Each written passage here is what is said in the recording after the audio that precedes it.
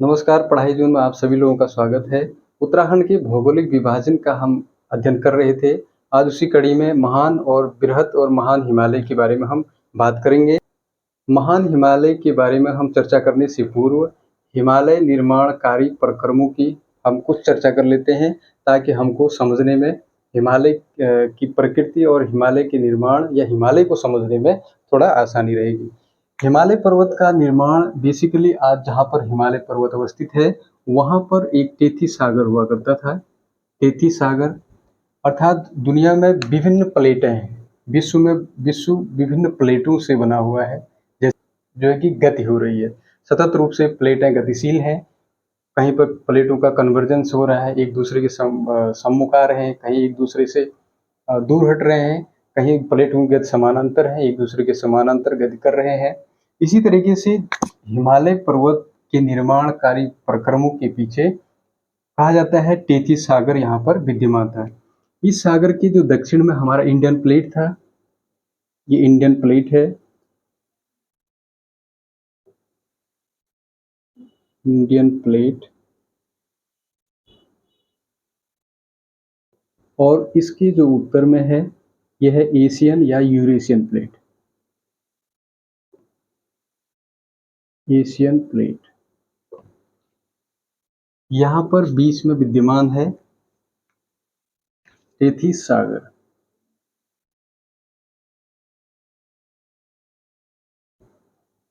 तैतीस सागर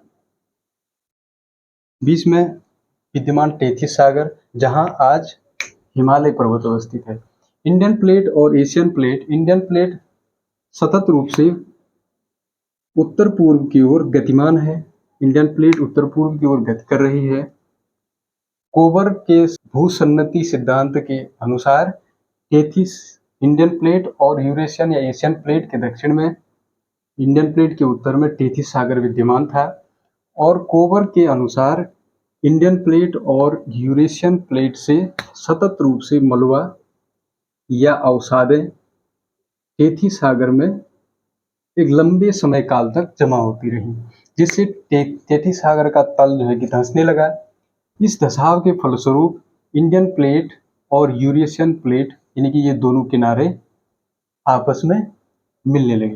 जैसे कि ये तैतीस सागर का तल है, तैतीस सागर सतत रूप से धंसने लगा, जिससे इंडियन प्लेट और एशियन प्लेट, इंडियन प्लेट और एशियन प्लेट आपस में एक दूसरे की ओर दबाव पड़ने लगा। एक के बाद एक मलबे की जो सतह है तैतीस सागर में जमा होने लगा, जिससे तैतीस सागर में दबाव पड़ने के फलस्वरूप तैतीस सागर में धसाव होना शुरू हुआ और ये दोनों प्लेटें आपस में एक दूसरे के सम्मुख आने लगे, जिससे कि इंडियन प्लेट के तैतीस सागर में यानी कि यूरेशियन प्लेट के सम्मुख यानी कि सम्मुख गति के कारण तैतीस सागर में उपस्थित मलबा, तैतीस सागर में उपस्थित मलबा सतत रूप से धीरे धीरे ऊपर उठने लगा। तैतीस सागर में उपस्थित मलबा सतत रूप से ऊपर उठने लगा, जिससे हिमालय पर्वत श्रेणी का निर्माण शुरू होना प्रारंभ हुआ। महान हिमालय, सबसे पहले सर्वप्रथम महान हिमालय पर्वत श्रेणी का निर्माण हुआ। सर्वप्रथम महान इस दबाव के फलस्वरूप इंडियन प्लेट के तैतीस सागर यानी कि इंडियन प्लेट के एशियन या यूरेशियन प्लेट में दबाव पड़ने के फलस्वरूप तैतीस सागर का मलबा ऊपर उठने लगा, जिससे हिमालय पर्वत का निर्माण शुरू हो गया। सर्वप्रथम महान हिमालय की उत्पत्ति हुई पहले चरण में लगभग 6.5 करोड़ वर्ष पहले, करोड़ वर्ष पूर्व, 6.5 करोड़ वर्ष पूर्व महान या बृहत हिमालय की रचना हुई, जो दुनिया की सबसे ऊंची पर्वत श्रृंखला है या पर्वत चोटियां हैं, इसी महान हिमालय का हिस्सा है। और वहीं दूसरे चरण में आज से लगभग 4.5 करोड़ वर्ष पूर्व एक और मध्य हिमालय की निर्माण प्रक्रिया प्रारंभ हुई। वहीं जाके एक तीसरा चरण आता है, जो लगभग 1.75 करोड़ वर्ष पूर्व एक और हिमालय निर्माणकारी चरण शुरू होता है, जिसमें शिवालिक श्रेणियों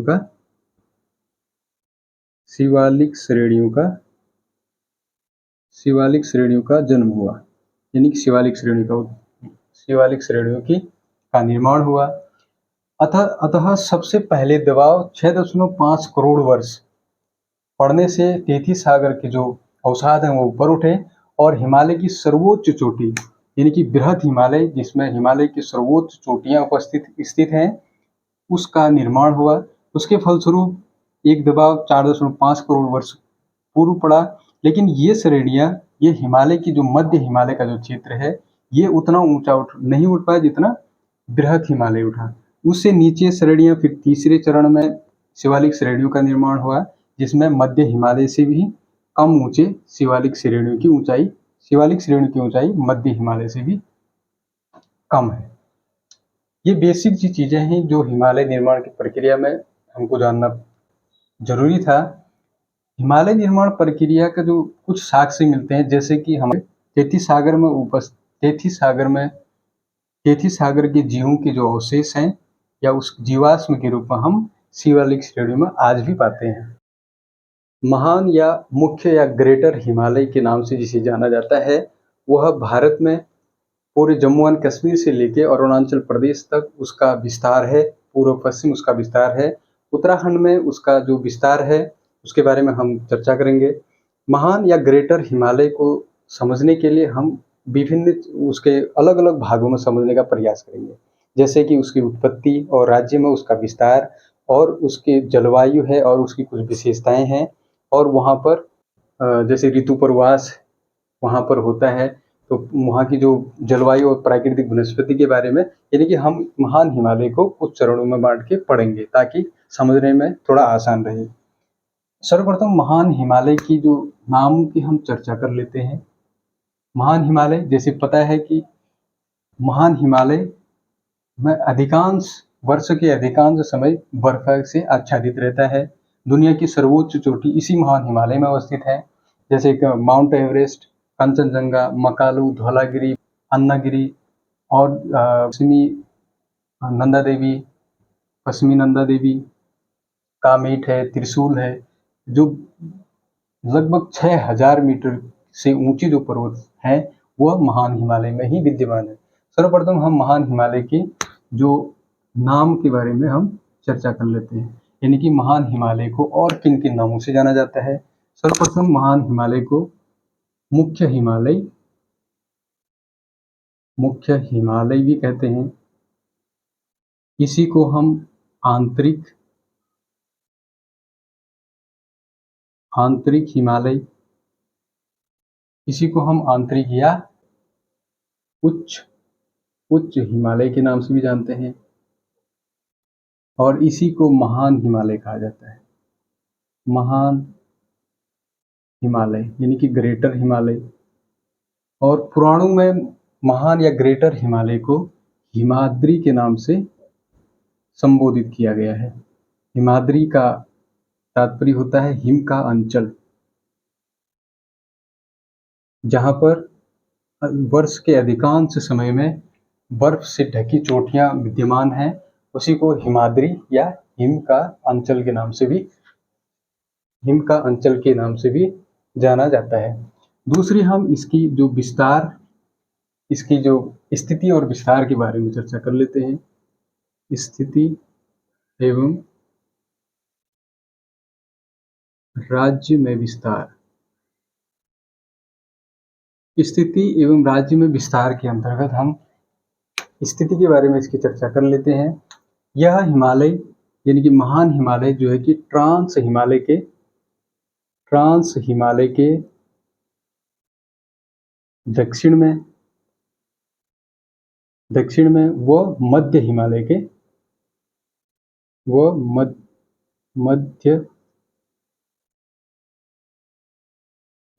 के उत्तर में स्थित है। अवस्थिति यानी कि ट्रांस हिमालय के दक्षिण में और मध्य हिमालय के उत्तर में ग्रेटर हिमालय यानी कि महान हिमालय अवस्थित है। अब दूसरे नंबर में राज्य में इसका विस्तार की हम बात कर लेते हैं। राज्य में मुख्य रूप से जो राज्य के 6 जिले हैं महान हिमालय के अंतर्गत आते हैं। राज्य के जो 6 जिले हैं जो महान हिमालय के अंतर्गत आते हैं, जिसमें से सर्वप्रथम जिला है उत्तरकाशी, चमोली, बागेश्वर, पिथौरागढ़,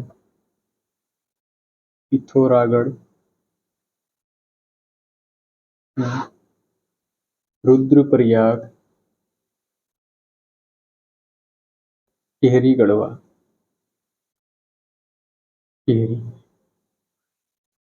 मुख्य रूप से राज्य के जो 6 जिले हैं वह महान हिमालय यानी कि ग्रेटर हिमालय के अंतर्गत आते हैं, जिसमें से उत्तरकाशी, चमोली, बागेश्वर, पिथौरागढ़ और रुद्रप्रयाग जिले इसमें शामिल हैं। तीसरा विभाजन हम करेंगे इसकी विशेषताओं के बारे में। महान हिमालय की जो विशेषताएं हैं, महान हिमालय के विशेषताओं के अंतर्गत सबसे पहले हम राज्य में इसका विस्तार की बात कर लेते हैं। यहीं पे कर लेते हैं। जो महान हिमालय है ग्रेटर हिमालय है, उसकी राज्य में जो चौड़ाई है वह 15 से 30 किलोमीटर 15 से 30 किलोमीटर इसकी राज्य में जो चौड़ाई है। और ऊंचाई की हम बात कर लेंगे तो महान हिमालय की ऊंचाई है जो 4500 मीटर से लेकर के 7817 मीटर तक इसकी ऊंचाई है। अर्थात 7817 मीटर पश्चिमी नंदा देवी की ऊंचाई है। अर्थात महान हिमालय में स्थित जो उत्तराखंड की सर्वोच्चतम चोटी है वह पश्चिमी नंदा देवी है, जिसकी ऊंचाई 7817 मीटर है। राज्य में ऊंचाई के बाद हम इसके जो कुछ अन्य विशेषताएं हैं, जैसे कि महान या बृहत हिमालय का जो निर्माण है, इस हिमालय का निर्माण आज से लगभग 65 मिलियन वर्ष पहले 65 मिलियन वर्ष पूर्व महान हिमालय का निर्माण होना शुरू हुआ। 6.5 करोड़ वर्ष पूर्व या 65 मिलियन वर्ष पूर्व इसका निर्माण हुआ था। और राज्य जो इसकी जो हिमरेखा है, हिमरेखा यानी कि स्नो लाइन जो है, यानी कि स्नो हिम लाइन वह रेखा या वह लाइन होती है जहां से ऊपर की ऊंचाई में हमेशा हिम से आच्छादित रहता है। यानी कि इसकी हिम रेखा की जो ऊंचाई है 5100 मीटर से 5500 मीटर 5100 मीटर से 5500 मीटर की ऊंचाई से ऊपर की 5100 से 5500 मीटर से ऊपर हमेशा यानी कि वर्ष भर हिमाच्छादित रहता है। और ये इसकी विशेषताओं की बात कर रहे हैं। एक नेक्स्ट इसकी अगली जो विशेषताएं हैं, क्योंकि महान हिमालय में अधिकतर जो सदानेरा नदियां हैं उनका उद्गम होता है। उन नदियों के जो उद्गम के जो प्रमुख स्रोत हैं वह है महान हिमालय में विद्यमान ग्लेशियर या हिमनद इसी हिमालय में स्थित हैं, जैसे गंगोत्री, यमुनोत्री, कामेट,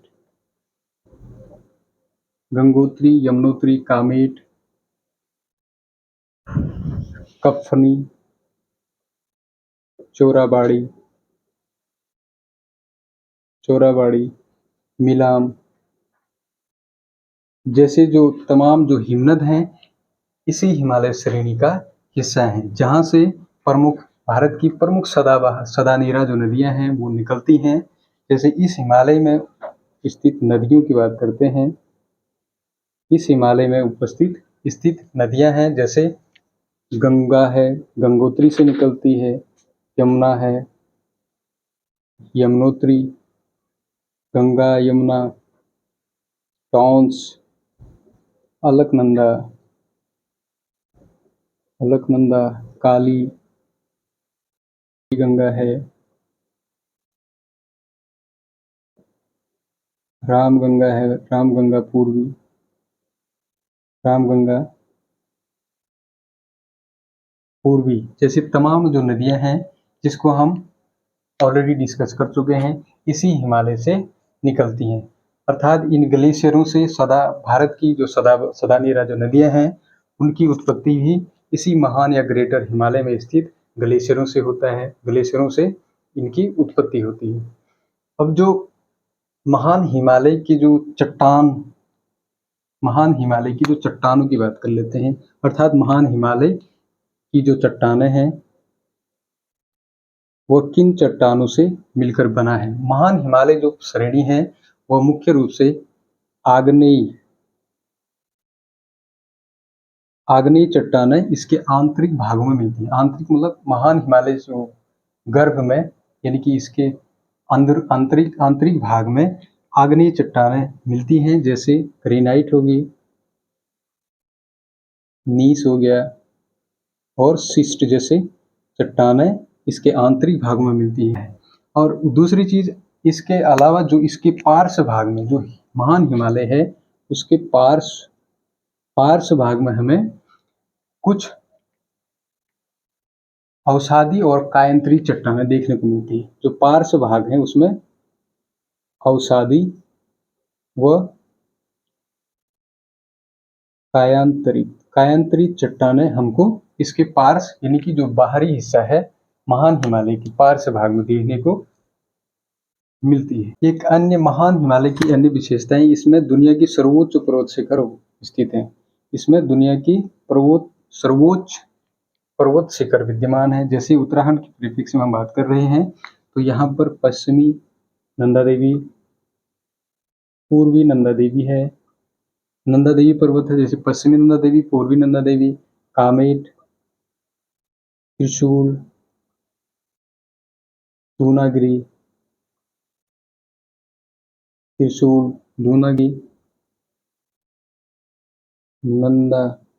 नंदाकोट, पंचाचूली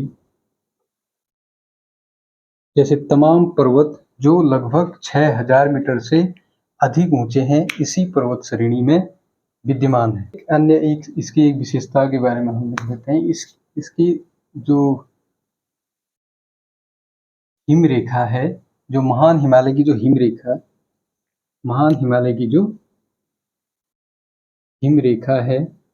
रेखा अर्थात वह लाइन होती है, हिम रेखा वह रेखा होती है जहां से जिस ऊंचाई से ऊपर हमेशा यानी कि वर्ष भर हिमाच्छादित रहता है।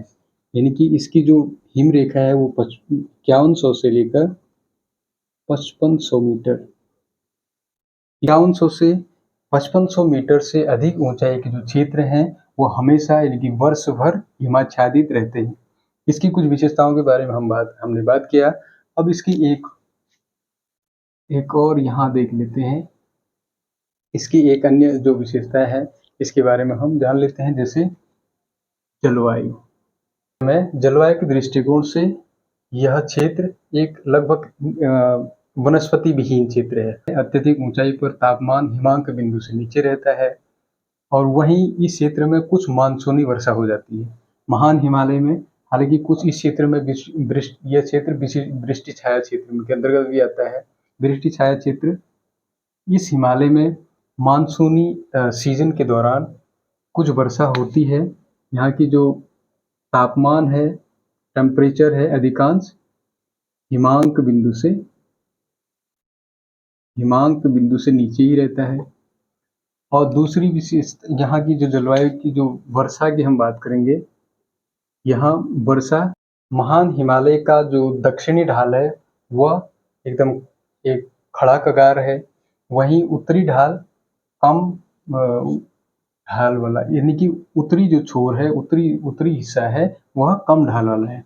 इसलिए यहाँ पर मुख्य रूप से मानसूनी सीजन में वर्षा लगभग 40 से 80 सेंटीमीटर वर्षा यहाँ मानसूनी सीजन में हो जाती है। भारत में मानसूनी जो ऋतु है, मानसूनी ऋतु में पूरब से लेकर पश्चिम की ओर जो वर्षा की मात्रा है वो कम होती जाती है। भारत में मानसूनी ऋतु में, मानसूनी सीजन में वर्षा की मात्रा पूरब से लेकर पश्चिम तक, पूरब से लेकर पश्चिम तक कम होती जाती है बारिश। यानी कि मानसूनी जो बारिश होती है भारत में, पूर्वी भारत में अधिक बारिश होती है, वहीं पश्चिमी भारत में आते आते कम होती जाती है। इसी तरह से जो हिमालय की जो श्रेणियां हैं, उत्तर से दक्षिण से लेकर उत्तर की ओर बारिश की मात्रा हिमालय की श्रेणियों में कम होती जाती है। अर्थात शिवालिक श्रेणी में सर्वाधिक वर्षा होती है। सर्वाधिक वर्षा हिमालय क्षेत्र की बात करेंगे तो सर्वाधिक वर्षा शिवालिक श्रेणियों में होती है, फिर उससे थोड़ा कम वर्षा मध्य हिमालय में, फिर बहुत कम वर्षा यहाँ पर लगभग 40 से 80 सेंटीमीटर उच्च या महान हिमालय में होती है। महान हिमालय के उत्तर ट्रांस हिमालय है। ट्रांस हिमालय तो एकदम वृष्टि सहायक क्षेत्र में पड़ता है।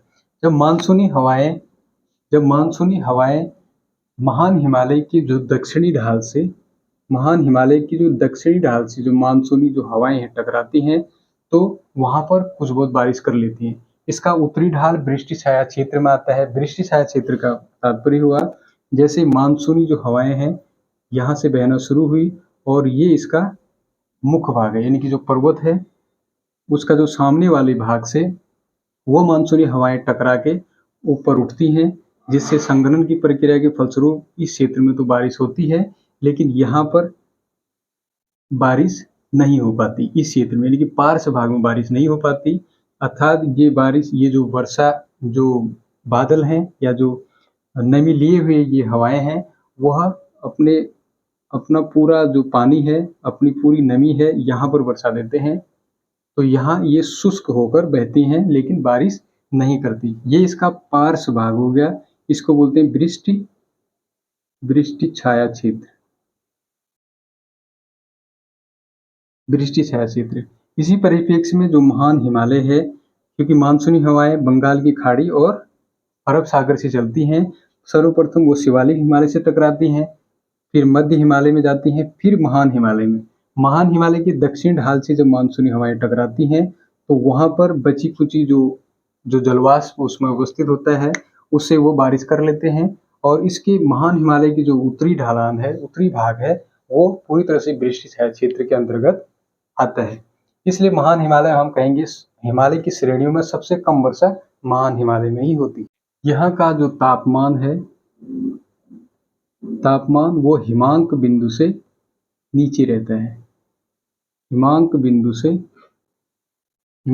से नीचे इसका, यहाँ इस क्षेत्र का तापमान रहता है। अत्यधिक ऊंचाई पर वर्ष भर बर्फ की चादर जमी रहती है, जिससे यहाँ का जो तापमान है, टेम्परेचर है, वो कम रहता है। इसी के परिप्रेक्ष्य में एक जो अगली इसकी प्राकृतिक वनस्पतियों की बात कर लेते हैं। यहाँ पर हम प्राकृतिक वनस्पतियाँ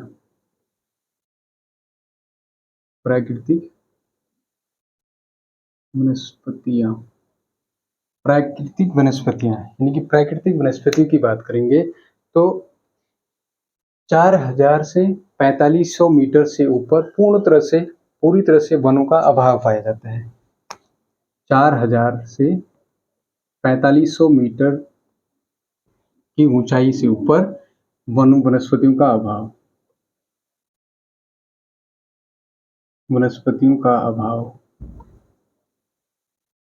पूरी तरह से वनस्पतियों का अभाव 4000 से 4500 मीटर की ऊंचाई से ऊपर को पूरी तरह से वनस्पतियों का अभाव पाया जाता है। उसमें से भी क्योंकि हिमरेखा जो है कि 5100 से 5500 मीटर से ऊपर इसका हिमरेखा अवस्थित है। यहाँ पर बहुत कम तापमान होने के कारण और बहुत कम तापमान और वर्षा न्यूनतम है, जिस कारण से यहाँ पर वनस्पति का पूरी तरह से अभाव पाया जाता है। वहीं 3000 से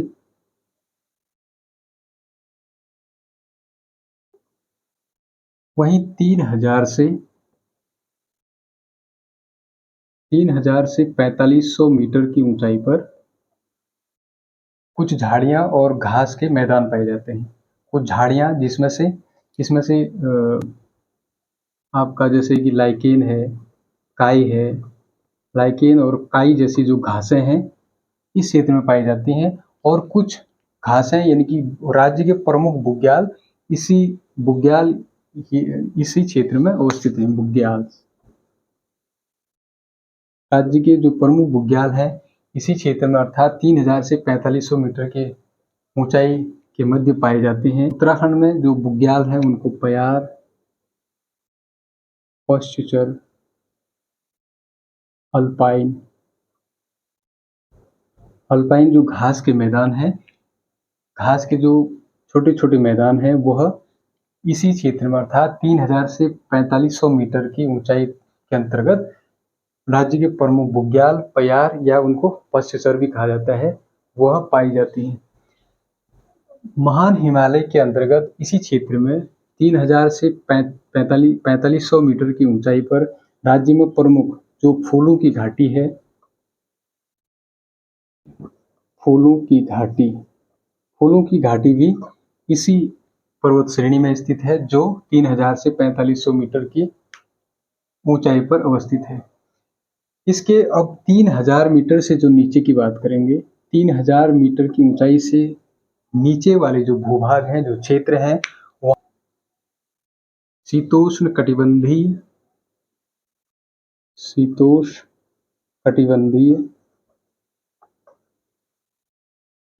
कटिबंधीय सदाबहार, कोणधारी या नुकीले वन पाए जाते हैं। यानी कि 3000 मीटर से नीचे कुछ सदाबहार, कोणधारी या नुकीले पत्ती वाले वन पाए जाते हैं, जिसमें से साल है, चीड़ है, फर है, सरों है। इस तरह की जो वनस्पतियां हैं वह 3000 मीटर की से नीचे वाले भूभाग पर पाए जाते हैं। इसी महान हिमालय के अंतर्गत कुछ मानवीय गतिविधियां भी दिखाई देती हैं। अगर इस महान हिमालय की कुछ ऊंचाई पर कुछ मानवीय गतिविधियां, जैसे मानवीय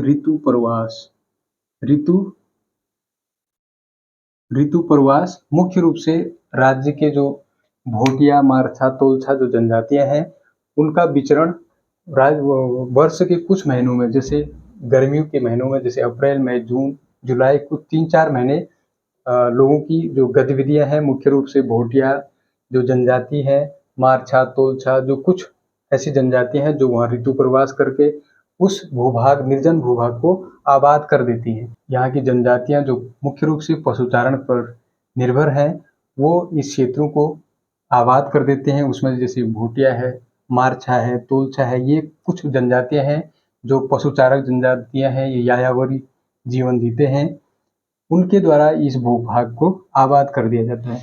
जैसे 3000 मीटर से लेकर 4500 मीटर के मध्य पाए जाने वाले अल्पाइन जो चरागाह हैं, जो बुग्याल्स हैं, वहाँ उन क्षेत्रों में ये जो पशुपालन से जो पशुपालन से संबंध रखती हैं, वो इन क्षेत्रों को आबाद करती हैं, और गर्मियों के कुछ 3-4 महीने में वो इन क्षेत्रों में, निचले क्षेत्रों से इन क्षेत्रों में प्रवास करती हैं। 3000 से 4500 मीटर की ऊंचाई पर वो निर्जन क्षेत्र पर कुछ वर्ष के कुछ महीने, अर्थात ग्रीष्मकाल के कुछ महीनों में यहाँ के जो स्थानीय जो निवासी हैं, भोटिया, मारछा, तोलछा, ये लोग निचले क्षेत्रों से आकर इस निर्जन क्षेत्र को आबाद करते हैं। अर्थात भागीरथी एवं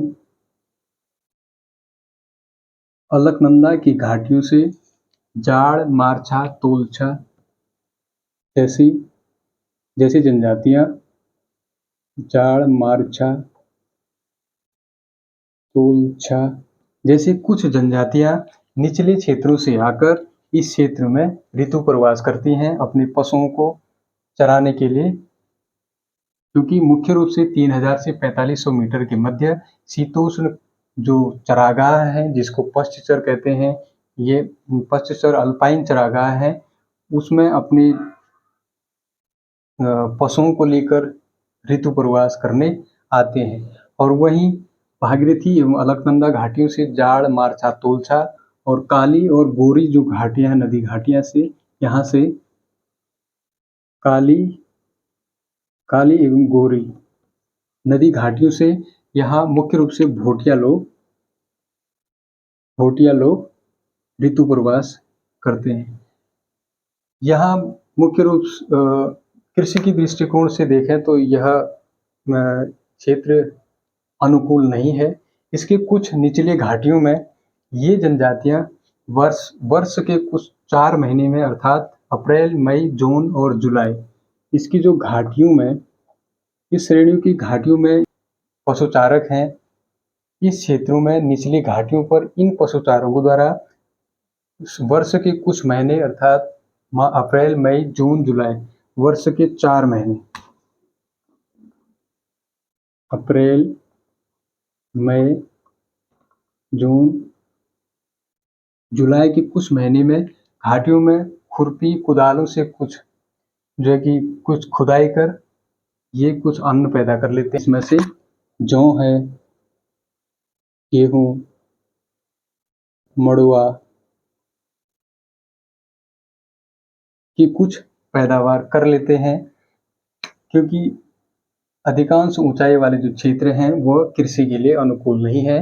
वहीं घाटियों में ये जनजातियां जैसे भोटिया, मुख्य रूप से भोटिया जो जनजाति है, जाड़ है, मारछा, तोलछा, ये जनजातियां अपनी निचली घाटियों में कुछ कृषि कार्य कर लेते हैं, जिसमें से जौ, गेहूं और मड़ुआ कुछ अपने जो उत्पादन कर लेते हैं। इसी के साथ हमने महान हिमालय यानी कि बृहत हिमालय के कुछ तथ्यों पर चर्चा किया। कुछ इम्पोर्टेंट जो फैक्ट हैं इस हिमालय के बारे में हमने बात किया। अगली वीडियो में हम मध्य हिमालय के बारे में चर्चा करेंगे। मध्य हिमालय को भी हम इसी तरह से डिवाइड करके पढ़ने का प्रयास करेंगे। वीडियो में बने रहने और देखने के लिए आपका बहुत बहुत धन्यवाद। नमस्कार।